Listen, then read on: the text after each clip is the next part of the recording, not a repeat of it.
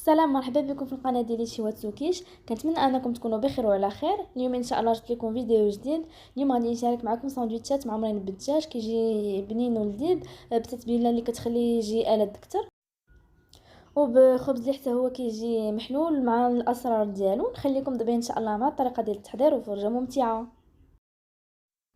اول حاجه غادي نبدا بها هي بتتبيله ديال الدجاج اللي كنحتاج فيها صدر ديال الدجاج مقطع طويل، دانون مسوس، معلقه صغيره ديال الموطغ اللي هو الخردل، معلقه كبيره ديال عصير الحامض، معلقه صغيره ديال الملح، نص معلقه صغيره ديال البزار، ونص معلقه صغيره ديال السكينجبير، وراس معلقه صغيره ديال الثومه. تناخذ زلافه كندير فيها صدر هو الاول، واللي كنكون بطبيعه الحال غسلته مزيان في الماء الحامض والسكينجبير. من بعد غادي نزيد ليه العطريه كامله اللي عندي. كنضيف كذلك عصير ديال الحامض، هو اللي كيخلي ليا الصدر كيبقى رطب ما كيجيش قاصح. من بعد غادي نزيد المطارد، كنضيف كذلك دانون مسوس حتى هو صافي. وغادي نخلط هاد المكونات مزيان مع بعضياتهم حتى كينسجموا صافي. وغير تنسالي غادي نغطي على الدجاج بالسلوفان وندخلو للثلاجه، نخليه كيتشرب العطريه والمكونات اللي درت فيه مزيان بما وجد الخبز حتى هو. بالنسبه للمقادير ديال الخبز كنحتاج ليه كاسونس ديال الفورس اللي كيكون خاص بالحلويات ومغربل، كنحتاج كذلك نص زلافه ديال الحرش، جوج معالق كبار ديال زيت الزيتون، معلقه صغيره ديال الملح، معلقه كبيره ديال الخميره ديال الخبز اللي هي الخميره الفوريه، معلقه صغيره ديال العسل اللي كتخلي ليا اللون ديال الخبز كيجي مذهب، والماء دافي لجمع العجين. تناخذ البول ديال العجانه كندير فيه الزلافه الاولى ديال الفورس. من بعد غادي نزيد نص زلافه ديال الفورس، كنزيد عليه الحرش اللي حتى هو كنكون غربلته من قبل. وحتى الا جربتوا هاد الطريقه هذه ما تنساوش تقولوا لي كيفاش جاتكم في التعاليق. غادي نزيد دابا الملح في جهه بوحدها، من بعد في الجهه اخرى غادي نزيد فيها الخميره ديال الخبز، غادي نزيد هكا فوق منها العسل. من بعد غادي نزيد زيت الزيتون، وغادي نحط هاد المكونات كيتخلطوا واحد شويه مع بعضياتهم. من بعد غادي نبدا نزيد في الماء دافي حتى كتبدا تجمع لي العجينه صافي. وانا كل ما كنزيد في الماء دافي كل ما كنزيد في السرعه ديال العجانه هكا باش دغيا كتعجن لي العجينه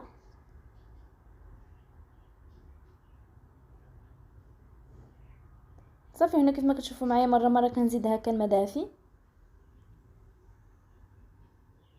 صافي. غير كتجمع العجينه غادي نخليها كتدلك تقريبا لمده ديال 5 دقائق.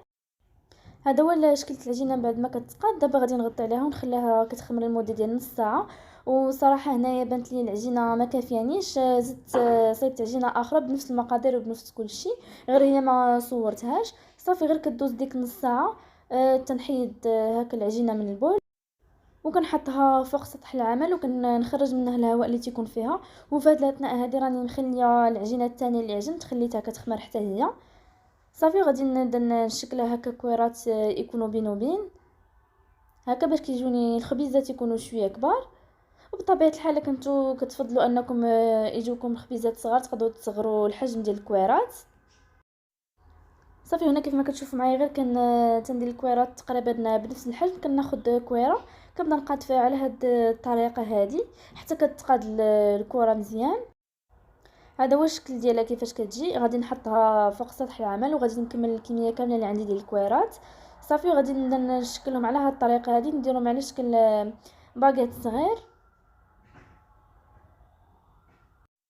وكنبسطو بيدي غير واحد شويه. من بعد تنحطو فوق من البلاطو اللي كنكون حطيت فوق منه ورق الزبده اللي هو بابي كويسون صافي. وغادي نستف فيه هكا الكرات كاملين وغادي نغطي عليهم دابا بالزيت ونخليهم كيخمروا تقريبا لمده ديال 5 دقائق صافي. غير تدوز 5 دقائق كنعاود نعري عليهم. هذا هو الشكل ديالهم بعد ما خمروا صافي. كنحتاج هكا شويه ديال الفورص اللي غادي نورق به هاد الكويرات هادو.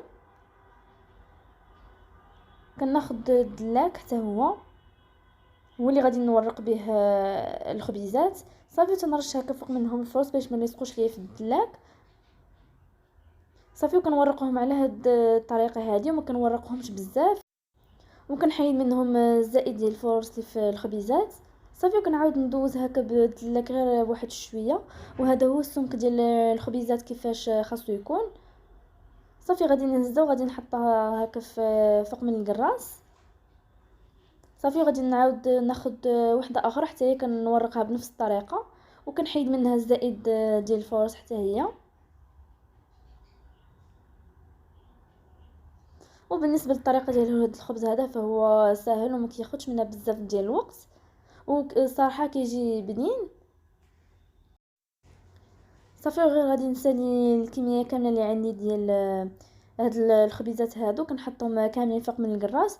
وبالنسبه للعجينه الثانيه حتى هي كنديرها بنفس الطريقه. صافي هذا هو الشكل بعد ما كنسالي الخبيزات كاملين. غادي نخليهم كيخمروا تقريبا دابا 5 دقائق. صافي غير كدوز 5 دقائق كيجيو على هاد الشكل هذا. غادي ندوز دابا ان شاء الله باش نبدا نطيب فيهم.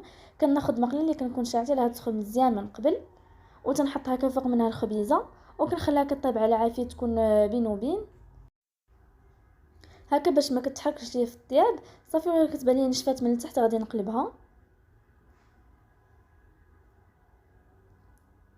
ومره مره ضروري من نبقى ندور فيها على هذه الطريقه هذه باش كتجي محمره كامله. وبالنسبه للسر الانتفاخ ديال الخبز هو انكم ما تخليوهش يخمر بزاف. كيف ما قلت لكم خليوه يخمر تقريبا غير 5 دقائق، ما تفوتوهاش هكا باش كيجي معاكم الخبز ناجح. صافي مره مره كنقلبوا هكا باش كيتحمر من جويه بجوج.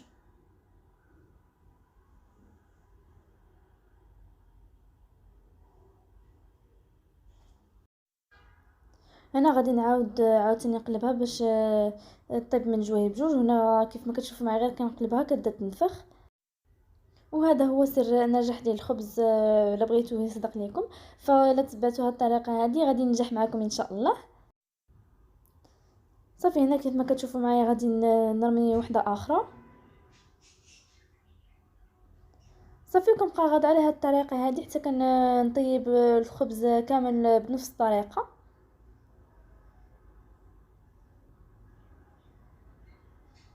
الخبزه الثانيه من بعد ما حطيتها غادي نقلبها دابا هكا باش طيب من الجهه الاخرى. صافي هذه كيف ما كتشوفوا معايا من بعد ما وجدات غادي نحيدها. غير كنسالي الخبز في الطياب كيجي على هذا الشكل هذا كيف ما قلت لكم كيجي محلول من الداخل. غنصايب دابا الحشوه. هنا كيف ما كتشوفوا معايا دجاج خرجته من الثلاجه.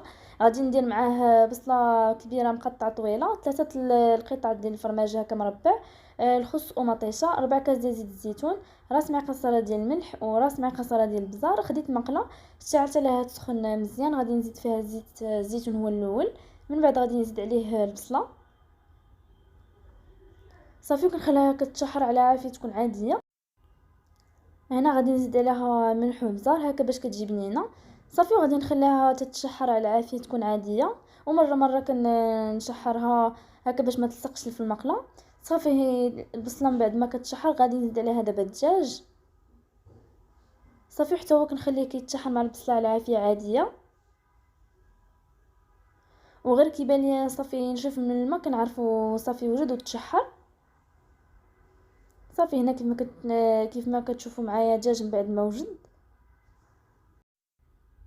غادي نزيد فوق منه فرomاج المربع اللي تيكون ديال البرغر. هنا استعملت شيدار، تقدروا تستعملوا اي نوع ديال الفرماج كيعجبكم. صافي كنحطوه هكا من الفوق كنغطي عليه وكنخليه حتى كيذوب. عاد من بعد غادي نشحروه هكا مع الدجاج، وكيعطي صراحه بنه زوينه للدجاج وكيخليه هكا كيجي معلك وزوين. صافي غير كتوجد الحشوه غادي نطفي عليها البوطه. هذا هو الشكل ديال الدجاج من بعد ما كيوجد. غادي ندوز دابا ان شاء الله باش نبدا نعمر في الخبيزات. كناخذ خبيزه وكنقسمها هكا على جوج كيف ما كتشوفوا معايا كتجي محلوله. غادي ندهنها دابا بالمايونيز هو الاول. المايونيز حتى هو كيجي زوين بحال هاد الساندويتشات هادو.